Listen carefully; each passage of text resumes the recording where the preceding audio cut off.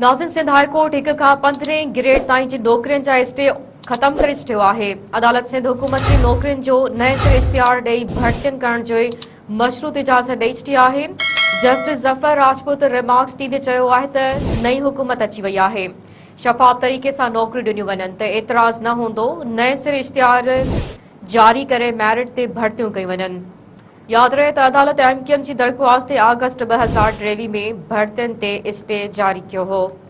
नाज़िन अव्हांखे हिकु भेरो ॿीहर ब्रेकिंग न्यूज़ ॾेई रहिया आहियूं त सिंध हाई कोर्ट 1 खां 15 ग्रेड ताईं जी नौकरियुनि जा स्टे ख़त्म करे छॾियो आहे।